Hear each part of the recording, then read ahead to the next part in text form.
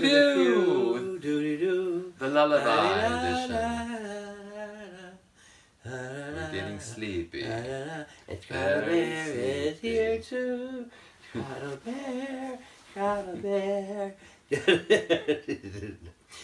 So this is another special Bitches Wanna Know episode, and people have been asking where's Scrattle Bear, and here he is. Hello everybody, I'm Scrattle Bear. But before we get to the questions, Michael's going to tell us about his little shopping trip. Oh, I thought you're such a dick. Am I the dick or are you the dick? You're the dick because I didn't want anybody to see that.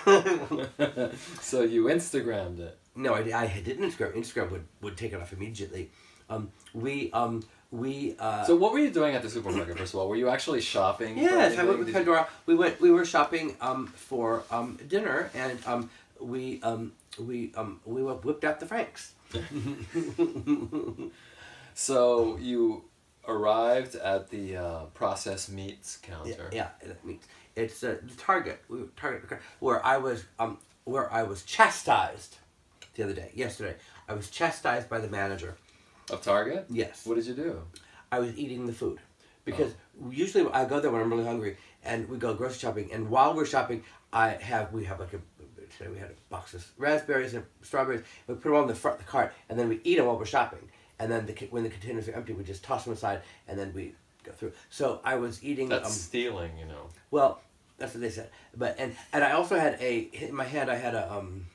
And you could be arrested. I had a fruit punch that I got somewhere else, and a bag of potato chips I got somewhere else, and they wanted to see the receipt for it because I was eating all the food, and I didn't have a receipt. They made a go and everything, but they just wanted to. But the fruit punch and the potato chips I actually had bought somewhere else. So today. So you weren't arrested then? No. For eating. Okay. Eating a raspberry? Well, it's essentially stealing. Not that you should be concerned with violating any law, you know, considering your background. I mean, I was just eating some raspberries. But, well then now I don't want to show the video. So Michael gets to the cold cut section of the supermarket and decides that he wants, that you just decided that you want to compare. I don't know actually what possessed me. Like when you saw the package that said Jumbo Franks, you decided to like measure your own. We thought it would be funny to wipe our penises. So Lunchables first. Oh, wipe our penises. Oh yeah, Lunchables. Okay, the Lunchables. So wipe our penises on the Lunchables. Well, who else wiped their penis on the Lunchable? Lots of people. So it's a trend. It's a trend that people go wipe their penises on. So believe it or not, there's a new trend where people are going to the supermarkets and they're going to the cold cut sections, and particularly the Lunchables and the hot dogs, and they are wiping their cocks on the package. Yeah, this is a new trend, ladies and gentlemen. All the kids in the street are doing it, and it started in New York, and I think I've heard it in San Diego and in Dallas they're doing it, and in London. And here's the video to prove it. Yeah, this is just one. So this is the kids in the street. This is what they're all doing, the young kids, and they're wiping their penises on the Lunchables. And don't you folks at home? Don't you do it? Don't try it at home. Don't try this. Go to the supermarket and do it. Don't try it at the supermarket. Because it's not. No, try it at the supermarket. Don't try it at the supermarket. Don't do it at home. We don't want to. We don't want to encourage, you know. But it is a trend, and all the cool people are doing it. But don't you do it? Well, for some reason, I always had a suspicion that people were doing this because every time you washed it. Right, every time I get a package from the supermarket, I always rinse it off because I just presume that like either a rat peed on it or a person wiped their penis on it. A pervert wiped his cock on it. Well, that's what I was saying. I was like, they're gonna think that I'm a pervert or something, like jerking off in the frozen food section or like something. But it wasn't that at all, was it, It wasn't that at all. You were just having fun. No, it's a new trend. We'll be right back. And now a word from our sponsor.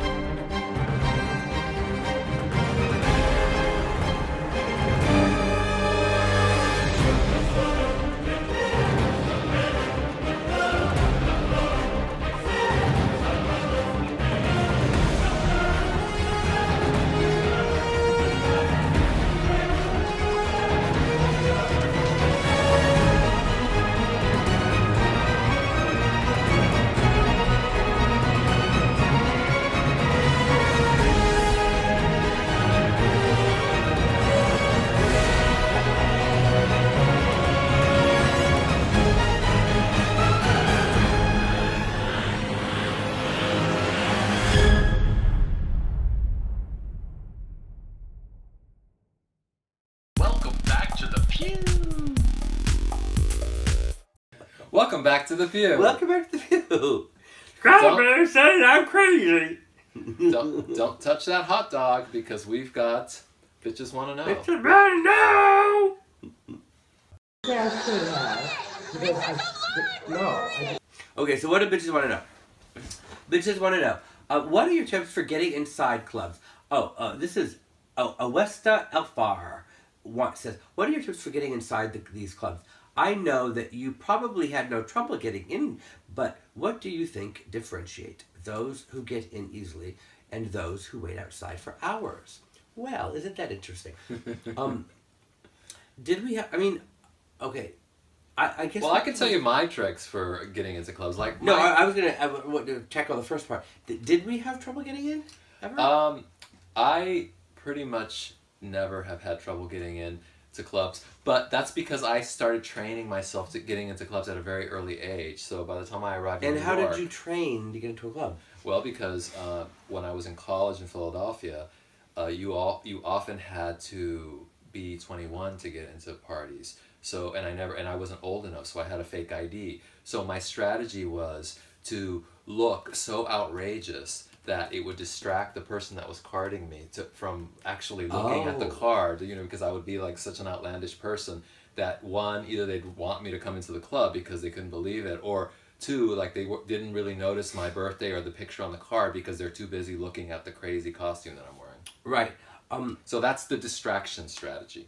Right. Well, you know, nowadays, it's so hard to get, like, they card people at clubs now, you know, which is weird. And they use computers now, so, like, these little handheld computers, so you can't, like, use the distraction strategy. People are always asking me how they can get into outrage if they're underage, and... Well, the answer is to come really early before the card guy gets there. Well, it's to come like super early, like 9:45 before the club opens, and come in before the club opens. That's what. The other strategy that I would recommend for any aspiring nightclubbers who want to get into clubs that are hard to get into is that you have to walk up to the club with confidence, like of course they're going to let you in. You really have to believe that they are going to let you in because you have to deserve kind of to be scare the doorman, right? Into believing that you're more fabulous than he is, right? So that you have to do that. It's a contest, and you've got to have the aura like flaming full on when you walk up, so that they realize. But because you use the word flaming, don't mistake that you have to be flamboyant. Because that's not it. It's not that. It's an attitude, and it's a style. It's an attitude, and that you are better and more important, and don't you know who I am? But without saying, don't you know who I am? Or without being rude, you know? Yeah. So that's always worked for me. And, you know, you basically cut in front of the line of everybody because you're not going to wait. And when they see you do that, they'll realize that, of course, you shouldn't wait, and they let you in. So James Lander says, Astro says people find them legendary. Many more look and see how many of these club kids turned out as see them. Oh, I think they mean turned out and see them for what they really are: washed up, lost, sad souls. Please, Peew, show us one club kid who is very famous and or went on to be very successful for the good, other than RuPaul. Astro is homeless still, right? And is clearly a saddened drunk. He's homeless and he may be drunk. I don't know if he's right sad. Now. He's never really sad. He's never really sad. No. But you know, I think this guy's mistaking isn't getting the point. But anyway, there are a lot of other. I mean, Matthew and Zaldi, I think, are very successful and famous in their circuit. You know, Matthew is a makeup artist. He does RuPaul's Drag Race and other things. Zaldi, what's his name? James Lander. Well, I would argue to James that, like, to me, you know, fame is not the yardstick of success. No. You know, and you can be very successful and nobody knows who you are. Virtually every club kid is super successful. Sushi, Jenny, Artie, Walt. Paper, like the ones from Desi, our circle, they're all successful adults. All of them. They're not. You know, they may not be famous. But they're famous in their own. They might be. I mean, they might be respected or well known in their professions. But, you know, they're not super famous or household names or on TV or maybe even in magazines. So I kind of, like, reject the idea But they are. I mean, Walt and Desi and, Walt, Desi is a very successful artist. Walt is a very successful jewelry designer. They're in magazines all the time. you know, Desi. I mean, their work is in magazines. Well, actually, Desi's in magazines. And in magazines. I mean, Zaldi and Matthew. But being in a magazine doesn't make you famous. You know, like I'm in magazines all the time, and I'm not. I don't feel like I'm famous. Zaldi and Matthew were styling. They styled Michael Jackson's funeral. I mean, it doesn't get much and even if you don't do something like I consider myself a very successful adult because I have like a professional career.